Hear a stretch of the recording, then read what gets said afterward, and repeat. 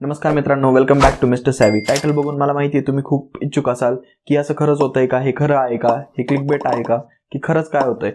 तर वेळ न घालवता सरळ कंटेंटमध्ये जाऊया आणि सगळ्यात पहिले बेसिक पासून सुरू करूया की बँक्स काय असतात. तर बँक्स ही गोष्ट जर तुम्ही गुगलवर सर्च केली तर बँकची डेफिनेशन अशी: bank is a financial institute that accept deposits and create demands while simultaneously making loans. ही आहे बँकची गुगलवरची डेफिनेशन. पण आता थोडं मागे जाऊया आणि पूर्वीच्या काळी बघूया. पूर्वीच्या काळी बँक्स नव्हते तेव्हा सगळे काम बार्टर ट्रान्झॅक्शननी चालायचे. तर आता हे बार्टर ट्रान्झॅक्शन काय आहे? फॉर एक्झाम्पल, जर माझ्याकडे एखादी वस्तू आहे आणि तुमच्याकडे एखादी वस्तू आहे, जर मला तुमची वस्तू पाहिजे असेल आणि तुम्हाला माझी वस्तू पाहिजे असेल, तर मी तुमची ती वस्तू घेणार आणि माझ्याकडे जी वस्तू आहे मी ती तुम्हाला देणार. याला म्हणतात बार्टर ट्रान्झॅक्शन. ही सिस्टीम खूप छान होती, पण याच्यात पण काही कॉम्प्लिकेशन डेव्हलप झाले. आणि जेव्हा लोकांनी मेटल म्हणजे धातूचा शोध लावला तेव्हा लोकांना कळाले की सोने, चांदी आणि तांबे हे खूप व्हॅल्युएबल आहे. आता सोने आणि चांदी हे सगळीकडे घेऊन जाणे शक्य नव्हते. मग आता यात सोनार आणि सावकार यांना एक बिझनेस अपॉर्च्युनिटीज दिसली. त्यांनी एक IOU ही म्हणजेच एक रिसिप्ट तयार केली. ती रिसिप्ट म्हणजे एक प्रूफ होता की तुमचे एवढे सोने सोनाराकडे जमा आहे आणि तुम्ही एवढ्या सोन्याचे मालक आहे. पण आता काही दिवसांनी सोनार आणि सावकारांना हे लक्षात आले की लोक परत त्यांचे सोने घ्यायला येतच नाहीये, ते त्या रिसिप्टनीच ट्रान्झॅक्शन करून वस्तू विकत घेत आहे. आणि आता काही सोनारांना एक युक्ती सुचली आणि ते खोट्या नोट्स बनवू लागले आणि त्या खोट्या नोट्स काही लोकांना ॲज अ लोन देऊ लागले. पण आता मार्केटमध्ये खूप साऱ्या नोट्स झाल्यामुळे वस्तूंच्या प्राइस वाढायला लागल्या, वस्तूंचे भाव वाढायला लागले. यालाच आपण म्हणतो इन्फ्लेशन किंवा महागाई. जेव्हा मार्केटमध्ये खूप सारे नोट्स येतात तेव्हा एखाद्या वस्तूची प्राइस अजून वाढते. तर तुम्ही म्हणाल याचा आणि आजचा काय संबंध? तर ती नोट म्हणजे होती जगातला सगळ्यात पहिला पैसा आणि तो सोनार व सावकार होता जगातली पहिली बँक. तर आपल्याला यातून 3 गोष्टी कळाल्या. पहिलं म्हणजे मनी काय असतं, दुसरं म्हणजे इन्फ्लेशन रेट काय असतं आणि तिसरं म्हणजे करन्सी म्हणजे काय असते.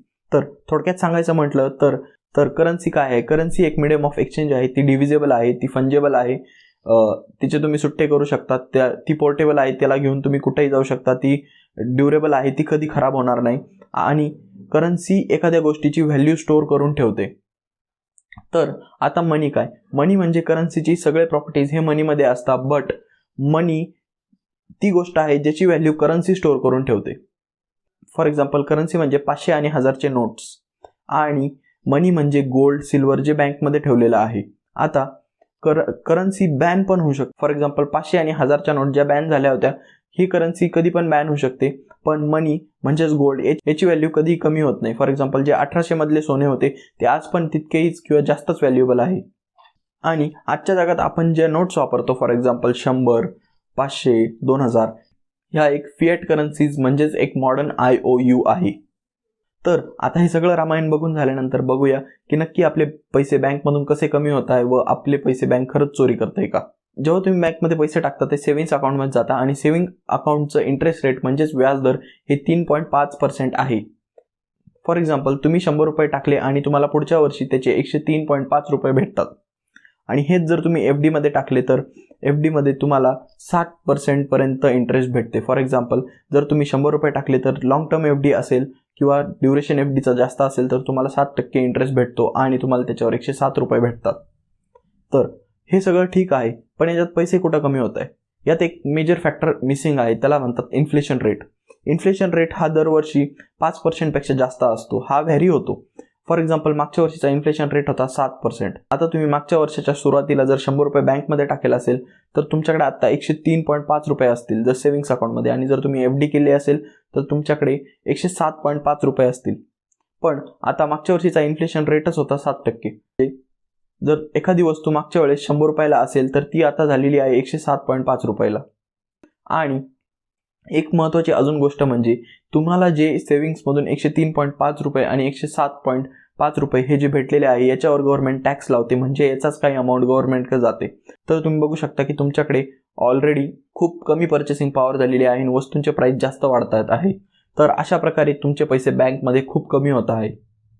आणि जर टॅक्सेस काढून टाकले तर तुमचं जर सेव्हिंग्स अकाउंटमध्ये तुम्ही पैसे टाकलेले असतील तर तुमचं कमीत कमी 4 रुपयांनी पर्चेसिंग पॉवर कमी झालेली आहे. आणि FD मध्ये टाकले तर ते मॅच होतात, बट ही सेफ इन्व्हेस्टमेंट आहे, पण याचे काहीच रिटर्न नाही आहे. तर आता तुम्ही म्हणू शकता की आपण याच्यात काय करू शकतो, पैसे सेव्हच करायचे नाही का? तर असं काही नाही आहे. पैसे नक्की सेव्ह करा आणि ते प्रॉपर वेनी इन्व्हेस्ट करून ग्रो करा. हे कसे करायचे आपण पुढच्या व्हिडिओमध्ये नक्की बघणार आहोत. आपण पॉडकास्टवर काही असे गेस्ट आणणार आहोत जे मनी आणि फायनान्शियल मॅनेजमेंटमध्ये एक्सपर्ट आहे. आपण त्यांच्याशी गप्पा करणार आहोत.